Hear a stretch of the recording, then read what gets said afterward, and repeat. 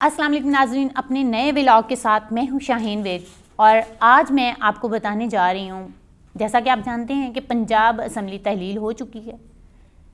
Punjab assembly تحلیل ہونے کے بعد اب کیا ہو رہا ہے، اس کے علاوہ میرے پاس آپ کے لیے ایک اور خبر ہے، اور وہ خبر یہ ہے کہ اس وقت کراچی میں جو الیکشن ہوئے ہیں بلدیاتی، اس میں عوام نے کس کو کتنا سپورٹ کیا ہے، اور تیسرا KP کے اسمبلی، اس کے بارے میں۔ تو سب سے پہلے ہم بات کریں گے پنجاب اسمبلی اور پنجاب کابینہ کو تحلیل کر دیا گیا ہے، لیکن ایک چیز بڑی حیران کن ہے کہ کوئی بھی ایسا لیڈر، ایسا سیاسی لیڈر جو اپنے دل میں عوام کی اور اپنے ملک کا ذرا سا بھی درد رکھتا ہے، وہ ایسی سچویشن میں اسمبلیاں تحلیل کرے گا۔ پنجاب میں حکومت PTI کی، KPK میں بھی حکومت PTI کی، اس کے باوجود PTI نے اسمبلیاں تحلیل کر دی، یہ جانتے ہوئے کہ اس وقت ملکی حالات اس چیز کی اجازت نہیں دیتے کہ آپ نئے الیکشن کروا سکیں۔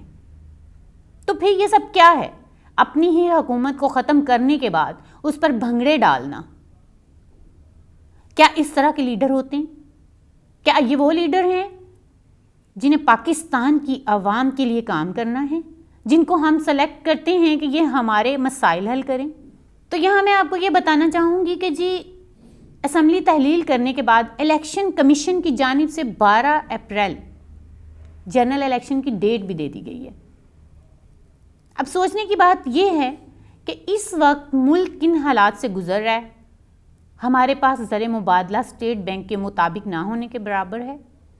ہم اپنے ملک کو ڈیفالٹ ہونے سے بچانے کے لیے دوسرے ممالک کی جانب دیکھ رہے ہیں،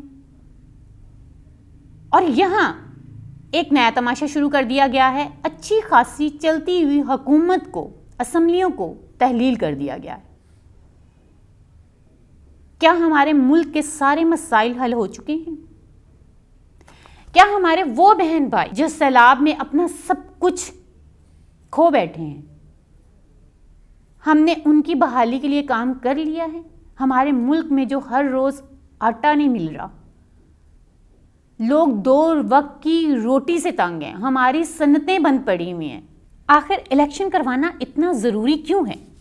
آخر اسمبلیاں تحلیل کرنا اتنا ضروری کیوں تھا؟ کیا کبھی آپ نے سوچا ہے؟ یہاں پر میں ایک اور چیز آپ کے سامنے رکھنا چاہتی ہوں۔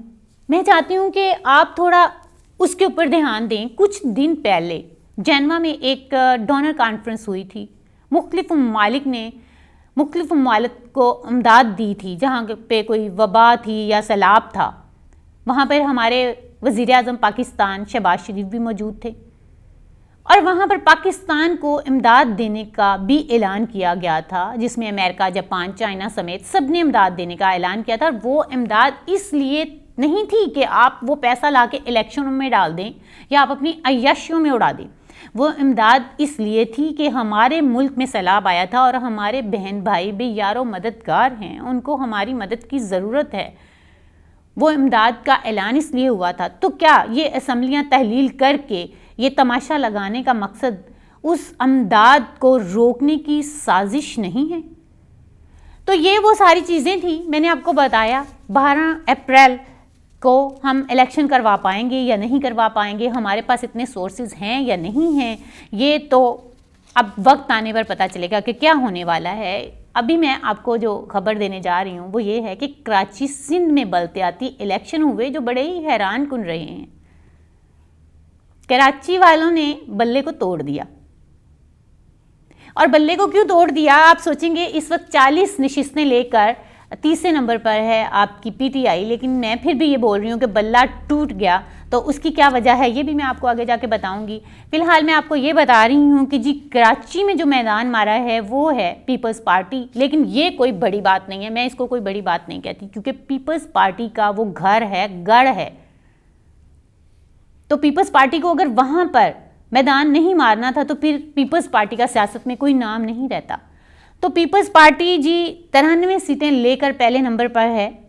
دوسرے نمبر پر ہے، میں مبارکباد دینا چاہوں گی یہاں پر ان سارے ممبران کو جنہوں نے کراچی سے جماعت اسلامی کی جانب سے الیکشن لڑا اور الیکشن میں کامیابی حاصل کی، اور کراچی والوں نے جماعت اسلامی پر ٹرسٹ کیا، جماعت اسلامی کی جو کام تھے یا جماعت اسلامی کی محنت تھی وہ رنگ لے آئی، اور یہاں پر آپ یہ کہہ سکتے ہیں کہ کراچی کے لوگ چاہتے ہیں کہ وہ P T I, Peoples Party, M Q M کے دائروں سے باہر نکلیں۔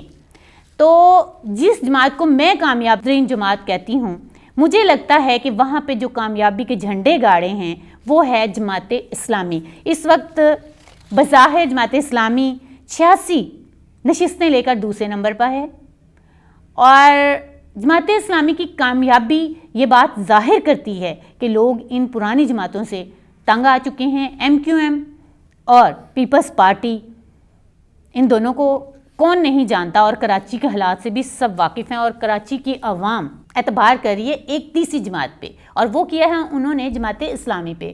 اب تیسرے نمبر پر ہے جی 40 نشستوں کے ساتھ آپ کا بلہ، اور میں نے ابھی بولا کہ بلہ توڑ دیا ہے، تو اس کی وجہ میں آپ کو بتاؤں گی۔ 2018 میں یہ وہی کراچی ہے جس کے اوپر آپ کے قومی اور صوبائی اسمبلی کی 14 M P A M N A مسلط کر دیے گئے تھے۔ میں کیوں کہہ رہی ہوں مسلط کر دیے گئے تھے، میں اس کو بھی ڈیٹیل سے آپ کو بتاتی ہوں کہ 2018 میں یہ 14 M P A M N A کیسے وہاں پر مسلط ہو گئے تھے، کیونکہ آج اگر بلدیاتی الیکشن میں پی ٹی آئی کی 40 نشستیں ہیں، اگر اس وقت آپ کے 14 M P M N As تھے تو پھر تو پورا کراچی آپ کا ہونا چاہیے تھا، کراچی کی تمام نشستیں آپ کی ہونے چاہیے تھی، تو آج 40 کیوں ہیں؟ تو یہاں میں آپ کو بتاتی ہوں، پی ٹی آئی کی طرف سے جس کو کراچی کا میئر بنانے کا دعویٰ کیا جا رہا تھا، اور یہ ہے جی آپ کے خرم شیر زمان، اور میں آپ کو یہاں بتاتی چلوں کہ یہ سندھ اسمبلی کے اس وقت رکن ہیں، ایم پی اے ہیں، اس کے باوجود انہوں نے الیکشن لڑا، بلدیاتی الیکشن میں حصہ لیا، اپنی یونین میں الیکشن لڑا، اور یہ شیر زمان جو کہ اس وقت ایم پی اے بھی ہے، اپنی یونین میں یونین کا بلدیاتی الیکشن بری طرح سے ہار گیا۔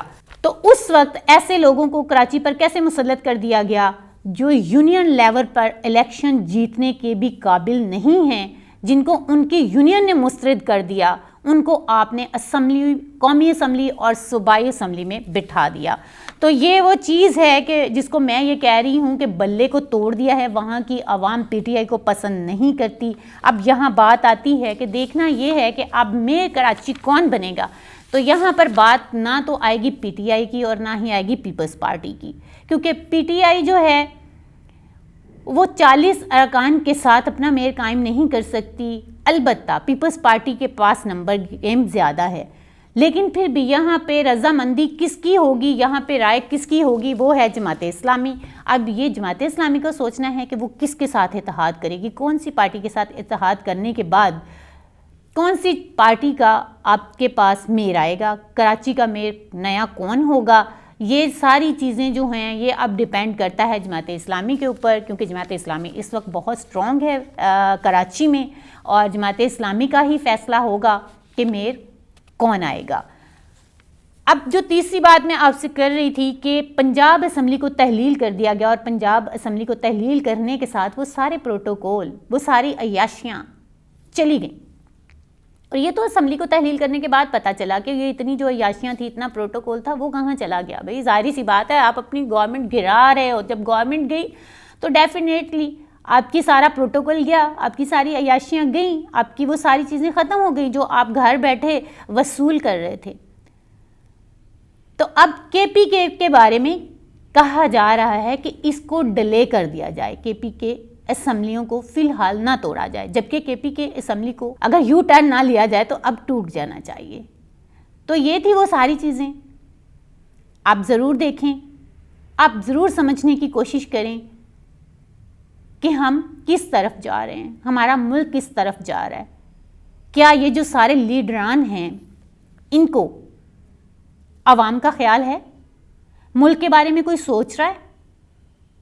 یہاں سب کی اپنی اپنی دوڑ ہے، اس سب کو عوام نے بدلنا ہے، ان لوگوں نے کبھی نہیں بدلنا۔ اس کے ساتھ ہی مجھے اگلے ولاگ تک اجازت دیجیے، اللہ حافظ۔